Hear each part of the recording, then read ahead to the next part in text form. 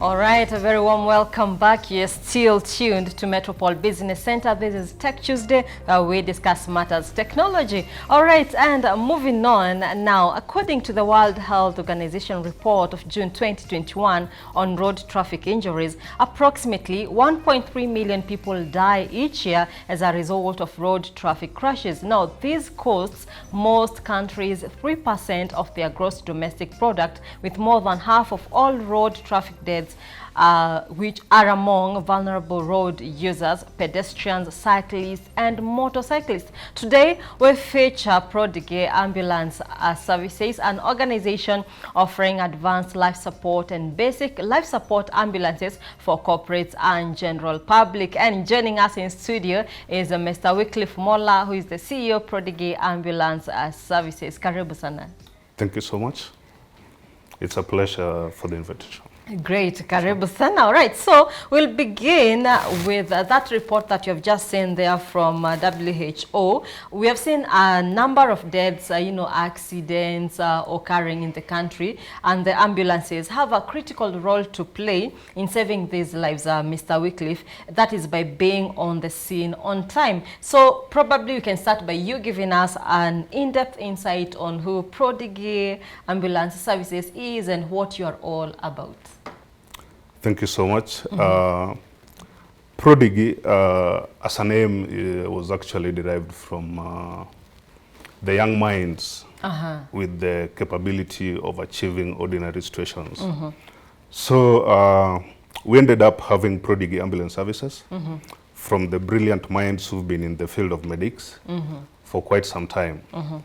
And so we realized there was need to reach to the less privileged people, and our society exactly needs some awareness based on the uneven accidents which occur in most cases. Sure. Great. So then I'll come to your background and what was the idea or motivation behind you coming up with, an ambulance services company?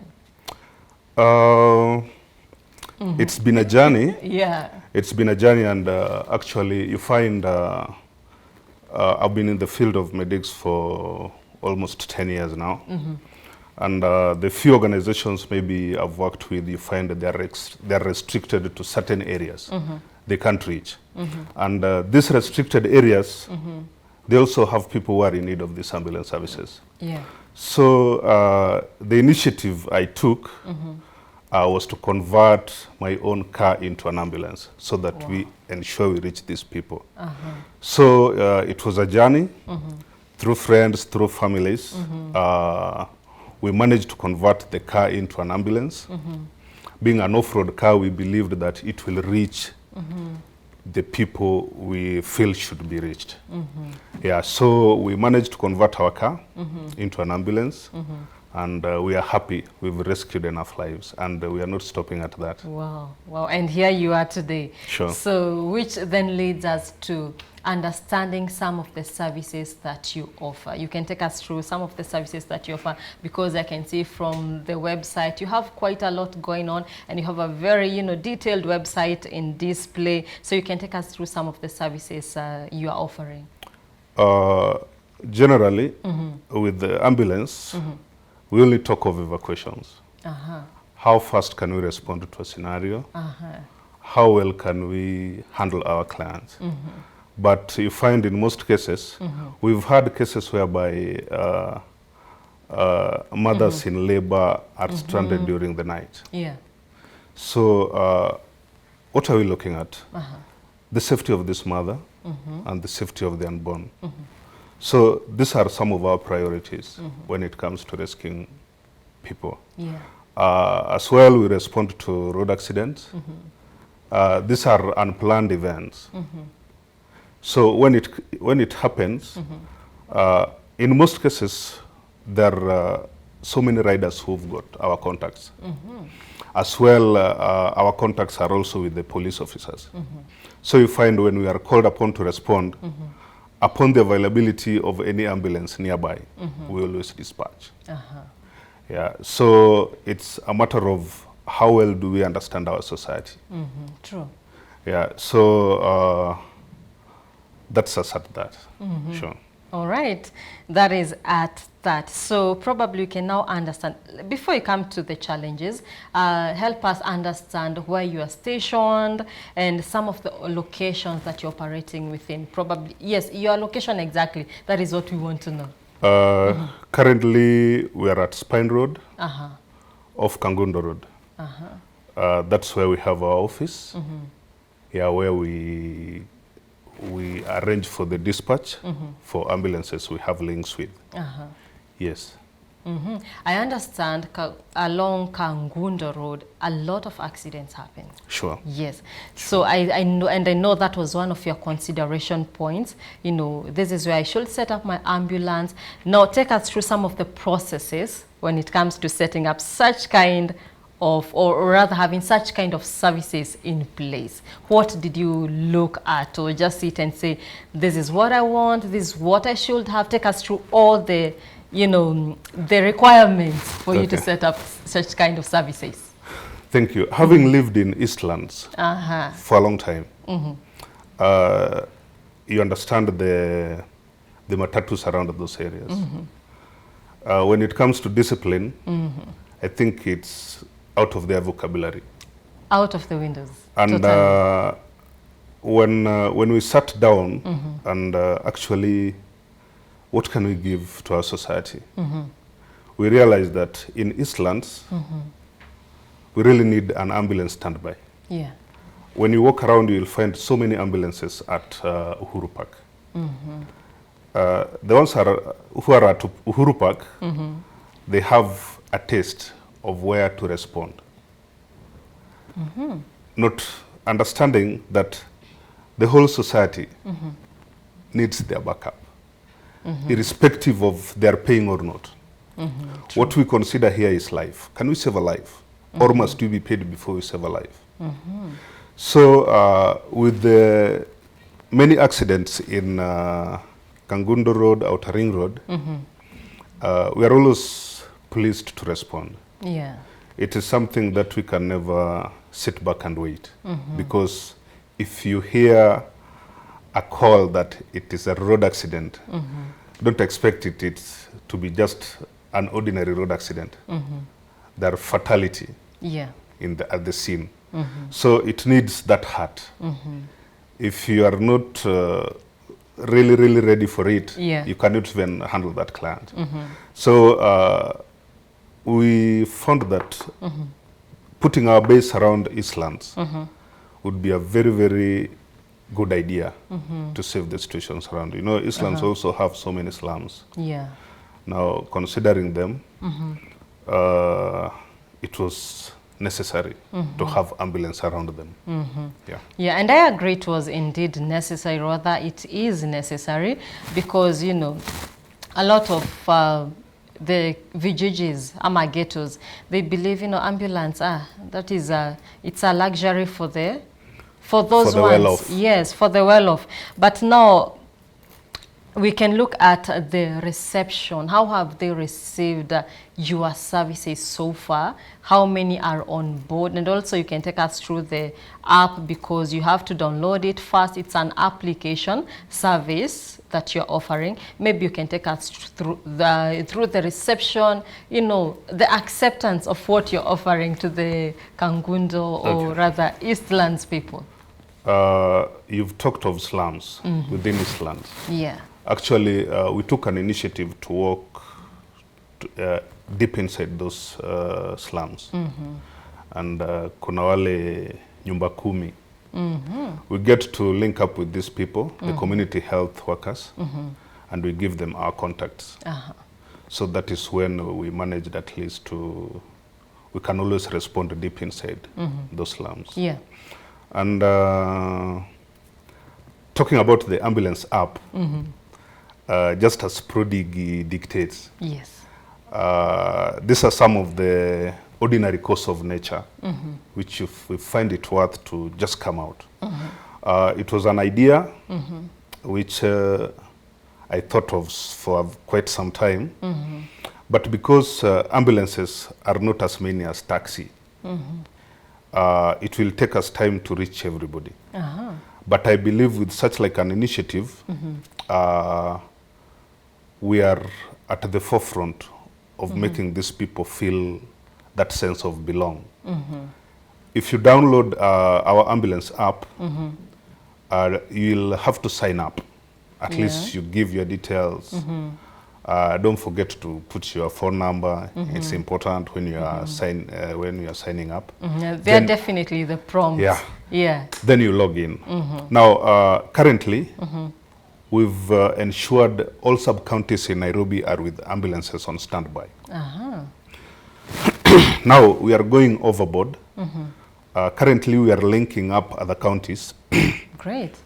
But in most cases, you know, on a as a private entity, you cannot dictate government assets. So in as much as we'll be having emergencies around those areas, we are trying as much as we can so that everybody to get the service of evacuation.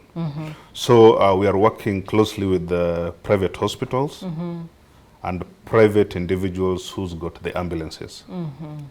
Yeah, like in Nairobi, we have several private hospitals with whom we are working with. Yeah. One of them being Medihill Hospital. We've never taken a road accident there and missed an opportunity for a pre-hospital care. So in one way or another during the strike, you find government facilities, Wamegoma.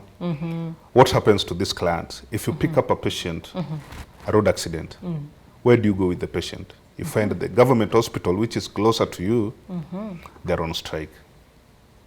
So where do you go? We ended up creating a reputation with the Medihill, and they've always been at the forefront to receive this patient for stabilization. Then we proceed to other facilities who can manage the situation. So ambulance app, I think we believe it's the first one in the universe. We believe to go overboard.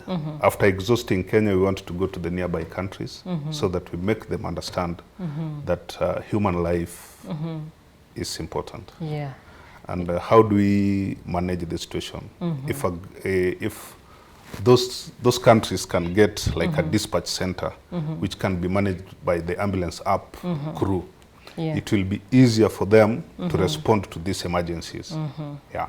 Okay, so now we can understand maybe some of the policies that you have put in place as a healthcare provider. Your field is medicine, so there definitely have to be policies that you have put in place to help you run as a healthcare provider and also as a business at the same time. Generally, we have a lot based on the policies. Yeah. We need utmost professionalism. We need qualified personnel on those ambulances. We are also looking at a situation whereby both crew should be professionally qualified. Like currently, we are trying to do away with just having a driver to operate that ambulance. Yeah. We want, if you have to operate the ambulance, you must have studied maybe emergency medical technician course, so that both parties are in a position to manage a situation. True. If need arises. You find maybe if there is a fatal road accident, maybe so many people have been involved. You don't just sit and wait for your medic to do it. You both handle the case. Yeah.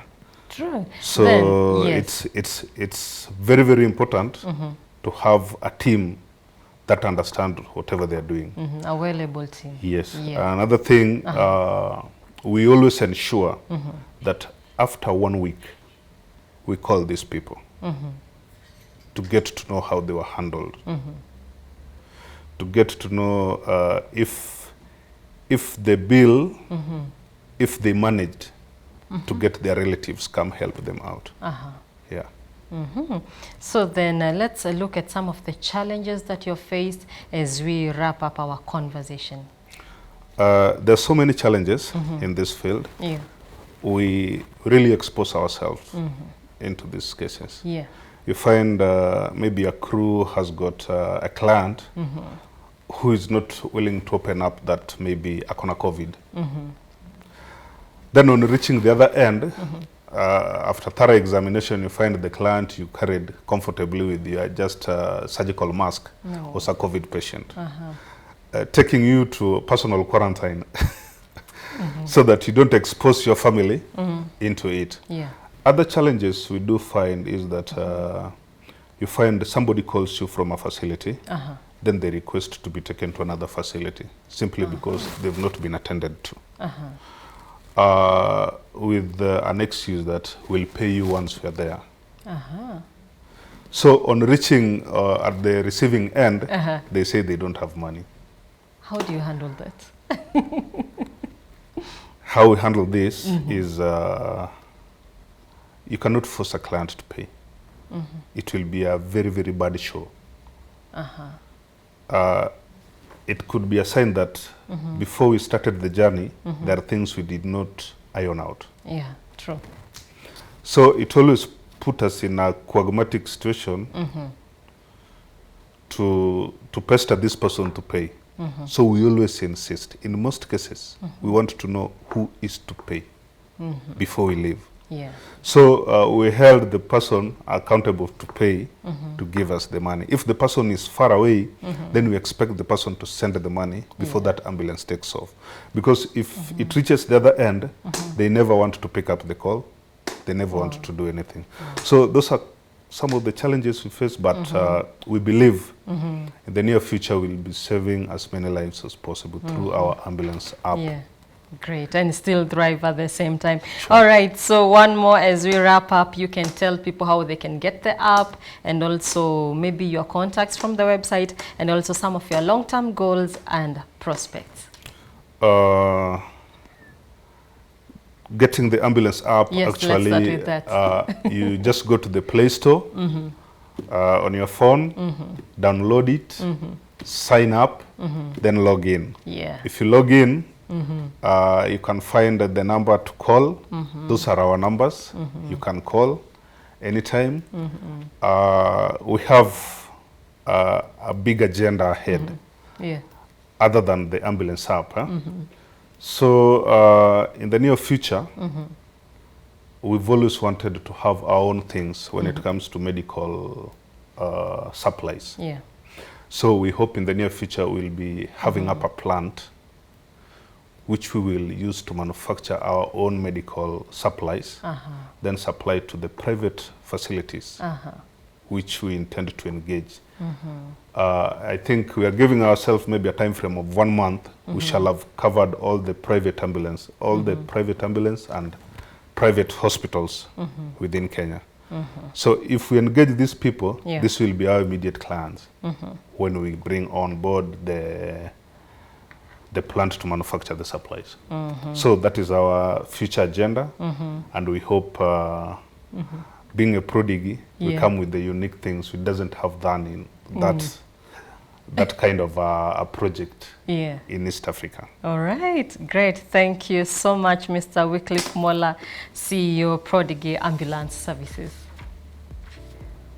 All right, so that's it for Metropole Business Center Tech Tuesday. You can catch a recap of this conversation on our Facebook page at Metropole TV Kenya, and also YouTube when it will be uploaded, Metropole TV Kenya as well. And you can also get talking to me at Tabitha Muthoni G on Twitter. And if you have got an innovation, an application in place that you'd like featured here and is actually unique, do let me know, do let us know as well. All right, that's it for now. We'd like to wrap it up there. Thank you so much, sir. Welcome. All right, so that has been it. Until next time, do enjoy the rest of our programming. Goodbye.